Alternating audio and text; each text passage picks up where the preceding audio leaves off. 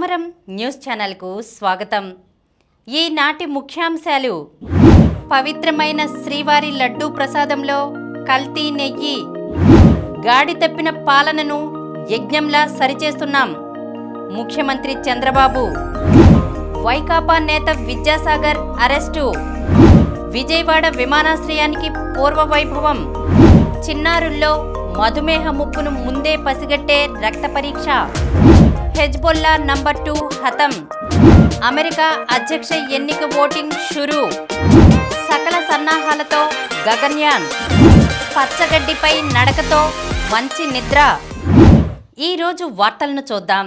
పవిత్రమైన శ్రీవారి లడ్డూ ప్రసాదంలో కల్తీ నెయ్యి. ఒకప్పుడు తిరుమల లడ్డు ఘుమఘుమలాడే నేతి సౌరభాల్ని వెదజల్లుతూ అత్యంత రుచికరంగా ఉండేది. కానీ 5 ఏళ్ల వైకాపా పాలనలో లడ్డూపై అనేక ఫిర్యాదులు వెల్లువెత్తాయి. లడ్డూ రుచి, వాసన బాగుండటం లేదని, 2 రోజులకే చెడిపోతుందని అనేక విమర్శలు వచ్చాయి. కానీ అప్పటి ప్రభుత్వ పెద్దలకు గాని, తిరుమల తిరుపతి దేవస్థానం పాలక మండలికి గాని, జగన్కు ఆత్మబంధువైన అప్పటి ఈవో ధర్మారెడ్డికి గాని అవేమీ చెవికెక్కలేదు.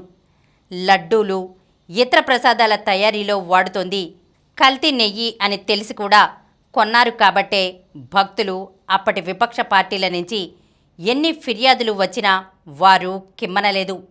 వైకాపా ప్రభుత్వ హయాంలో అప్పగించిన గుత్తేదారులు సరఫరా చేసిన నెయ్యి, వనస్పతి, వృక్షజంతు కొవ్వులతో కల్తీ అయిందని ఎన్డీడీబీ నివేదికలో బయటపడడంతో శ్రీవారి భక్తులతో పాటు యావత్ ప్రపంచం నివ్వెరపోతోంది. ఈ వ్యవహారంపై దేశ విదేశాల్లోని భక్తులు తీవ్ర ఆగ్రహం వ్యక్తం చేస్తున్నారు. ఇలాంటి ఘోర అపచారం తలపెట్టిన వారిని కఠినంగా శిక్షించాలన్న డిమాండ్లు వెల్లువెత్తుతున్నాయి. గాడి తప్పిన పాలనను యజ్ఞంలా సరిచేస్తున్నాం ముఖ్యమంత్రి చంద్రబాబు. వైకాపా ప్రభుత్వం తిరుమల ప్రతిష్టను నాశనం చేసేలా వ్యవహరించింది. జంతువుల కొవ్వు, నాసిరకం నెయ్యితో లడ్డూ ప్రసాదం చేసి దేవుడికి నైవేద్యం పెట్టింది. తిరుమల శ్రీవారి భక్తుల మనోభావాలను దెబ్బతీసింది.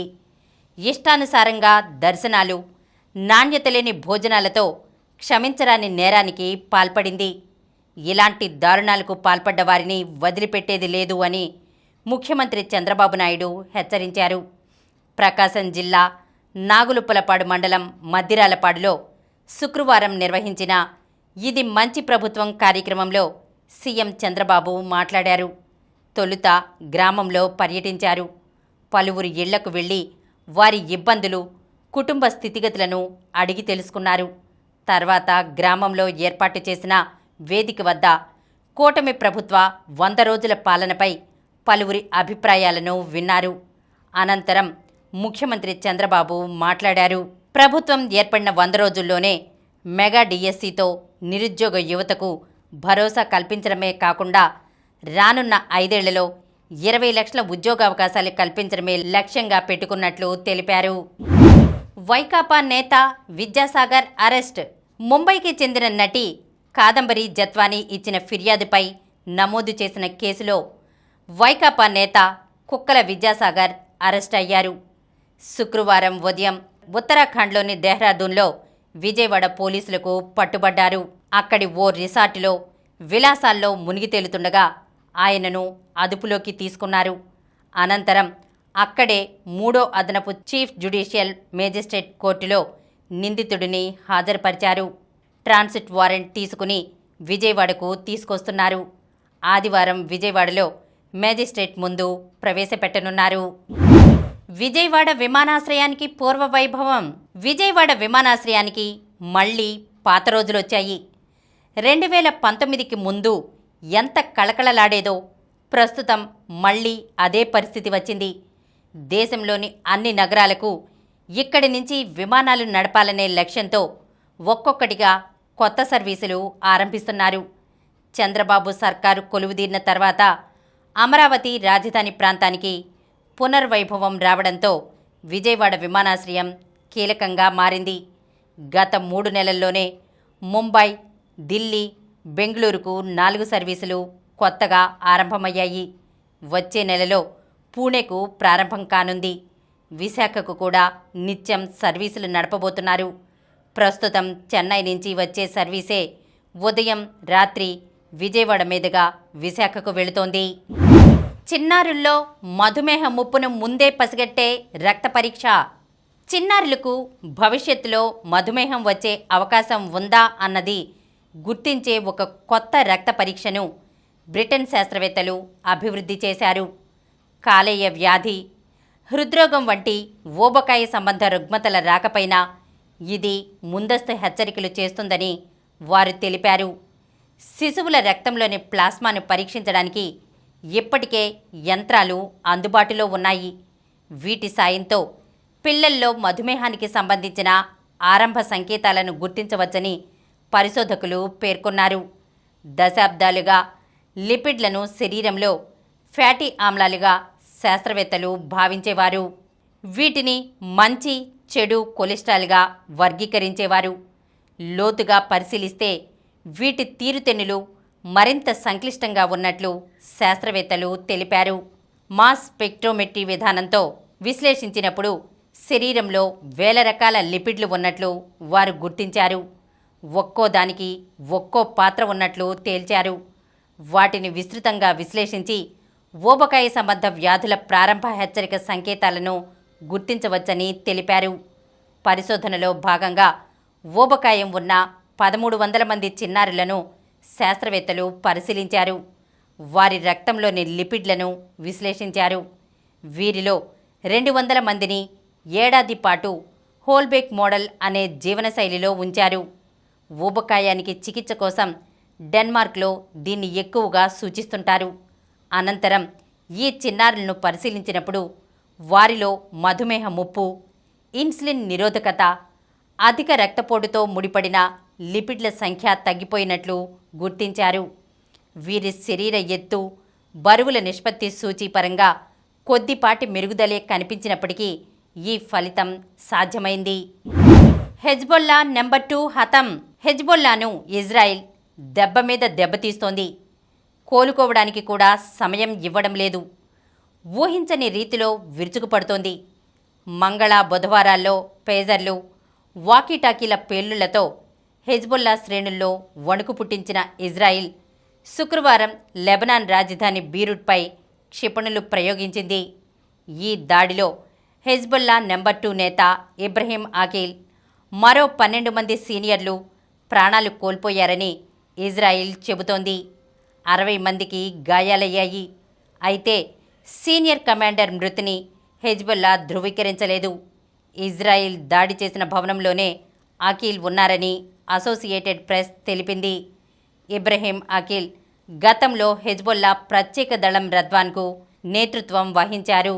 ఆ మిలిటెంట్ సంస్థ అత్యున్నత మండలి జిహాద్ కౌన్సిల్కు నాయకత్వం వహించారు.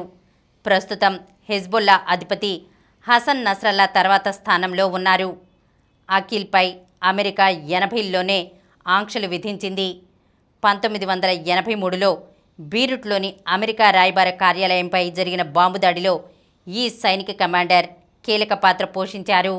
ఆకీల్ ఆచూకీ తెలిస్తే $7 మిలియన్ ఇస్తామని కూడా అగ్రరాజ్యం ప్రకటించింది. ఇప్పుడు ఆకీల్ హతమైన దహియా ప్రాంతంలోనే హెజ్బొల్లా సీనియర్ కమాండర్ జుక్రును జూలైలో ఇజ్రాయిల్ మట్టుబెట్టడం గమనార్హం. అమెరికా అధ్యక్ష ఎన్నిక ఓటింగ్ షురూ. పోలింగ్ తేదీ నవంబర్ 5. ఇంకా చాలా దూరం ఉండగానే అమెరికా అధ్యక్ష ఎన్నికల్లో ఓటింగ్ మొదలైంది. ప్రస్తుత ఉపాధ్యక్షురాలు కమలా హ్యారిస్, మాజీ అధ్యక్షుడు డొనాల్డ్ ట్రంప్ల భవితవ్యాన్ని అమెరికా ప్రజలు ముందస్తు ఓటింగ్ రూపంలో లిఖించడం మొదలుపెట్టారు. అమెరికా అధ్యక్ష, పార్లమెంటు ఎన్నికల్లో ముందస్తు, గైర్హాజరీ ఓటింగ్ వెసులుబాటు ఉంది. కొన్ని రాష్ట్రాల్లో తప్పనిసరి కూడా. ఈ ముందస్తుల్లోనూ 2 పద్ధతులున్నాయి. ఒకటి, ముందుగానే నిర్దేశించిన పోలింగ్ కేంద్రానికి వెళ్ళి తామే స్వయంగా ఓటు వేయడం. 2, పోస్టు ద్వారా తమ ఓటు పంపించడం. ఇలా పోస్టులో వచ్చిన ఓట్లను ముందుగానే తెరిచి కొన్ని రాష్ట్రాల్లోని ఎన్నికల అధికారులు వాటిని పరిశీలిస్తారు. సకల సన్నాహాలతో గగన్యాన్. వ్యోమగాములతో అంతరిక్షంలో అడుగుపెట్టిన బోయింగ్ స్టార్లైనర్ వ్యోమనౌక సాంకేతిక సమస్యలతో సతమతమవుతోందని, ఆ పరిస్థితి గగన్యాన్కు రానివ్వబోమని ISRO chairman doctor S Somanath పేర్కొన్నారు. 4 వ్యోమగాములతో అంతరిక్ష ప్రవేశానికి సిద్ధమవుతున్న గగన్యాన్ ప్రయోగంపై అప్రమత్తంగా ఉన్నామన్నారు. బెంగళూరు స్పేస్ ఎక్స్పో 2024 ప్రదర్శన సందర్భంగా శుక్రవారం ఆయన ఇక్కడ విలేకరులతో మాట్లాడారు.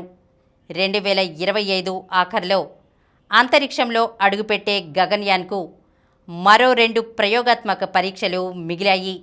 వచ్చే డిసెంబర్లో వ్యోమగాములు లేకుండా అంతరిక్షంలోకి పంపి ఈ మిషన్ పనితీరును పరీక్షిస్తామని వివరించారు. చంద్రయాన్ 4తో పాటు వీనస్ ఆర్బిటర్ మిషన్ NGLV భారతీయ అంతరిక్ష కేంద్రాలకు కేంద్రం 22,000 కోట్ల రూపాయలు కేటాయించినట్లు తెలిపారు. పచ్చగడ్డిపై నడకతో మంచి నిద్ర. ఈ రోజుల్లో పడకగదిలో కూడా చెప్పులతో తిరిగేవారు ఎక్కువే. కానీ అప్పుడప్పుడు అయినా వాటిని వదిలి నేల, పచ్చగడ్డిపై నడవడం మంచిదంటున్నాయి పలు అధ్యయనాలు. Journal of alternative and complementary మెడిసిన్లో ప్రచురితమైన ఓ నివేదిక ప్రకారం ఇలా రోజు ఓ పావుగంటైనా నడిచిన మహిళల్లో యాంగ్జైటీ, డిప్రెషన్ వంటి లక్షణాలు తగ్గుముఖం పట్టాయట. అంతేకాదు, ఈ నడక ఒంట్లోని కార్టిజాల్ స్థాయిల్ని తగ్గించి ఒత్తిడిని తగ్గిస్తుంది, కలతలేని నిద్ర సాధ్యమని చెబుతోంది.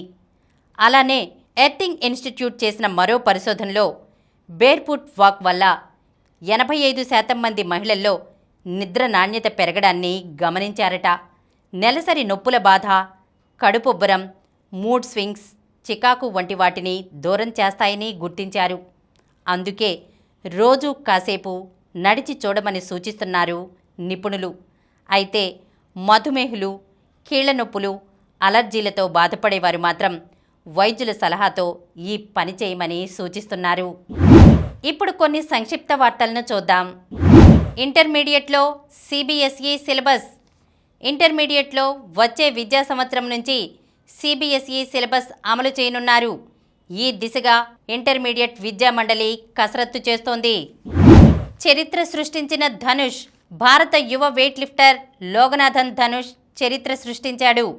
ఈ 17 ఏళ్ల తమిళనాడు కుర్రాడు IWF జూనియర్ ప్రపంచ వెయిట్ లిఫ్టింగ్ ఛాంపియన్షిప్స్లో కాంస్యంతో అదరగొట్టాడు. పసిడి దిశగా భారత్. అబ్బాయిలు, అమ్మాయిలకు డ్రా. చెస్ ఒలింపియాడ్లో భారత పురుషులు, మహిళల జట్లు స్వర్ణ పతకం దిశగా సాగుతున్నాయి. శుక్రవారం 9వ రౌండ్లో భారత జట్లకు డ్రా ఎదురైంది. మహిళల్లో భారత్ 2-2తో అమెరికాతో డ్రా చేసుకుంది. తొలి టెస్టుపై లంక పట్టు. న్యూజిలాండ్తో తొలి టెస్టుపై ఆతిథ్య శ్రీలంక పట్టు సాధిస్తోంది. తొలి ఇన్నింగ్స్లో ప్రత్యర్థిని మరీ ఎక్కువ స్కోరు చేయకుండా నిలువరించిన లంక రెండో ఇన్నింగ్స్లో కుదురుగా ఆడుతోంది. అభిమన్యు పోరాటం. పేసర్లు హర్షదీప్ సింగ్, ఆదిత్య థాక్రే విజృంభించడంతో భారత్ డీతో దులీప్ ట్రోఫీ మ్యాచ్లో భారత్ బి కష్టాల్లో పడింది. శుక్రవారం రెండో రోజు ఆట చివరికి ఆ జట్టు 6 వికెట్ల నష్టానికి 210 పరుగులతో నిలిచింది. మరిన్ని వార్తా విశేషాలతో రేపటి సమరం న్యూస్ ఛానల్లో మళ్ళీ కలుద్దాం. ప్రతిరోజు వార్తా విశేషాల కోసం అనతి కాలంలోనే 20 కోట్ల వ్యూస్ సాధించిన సమరం ఛానల్ సమర్పించు సమరం న్యూస్ ఛానల్కు సబ్స్క్రైబ్ చేయండి, లైక్ చేయండి, మీ ఫ్రెండ్స్కి షేర్ చేయండి. అలాగే ప్రక్కనున్న గంట సింబల్ని ప్రెస్ చేయడం మర్చిపోకండి. Please download Samaram Channels app from Google Play Store and watch your favorite channels. Click the bell icon and subscribe to the channels.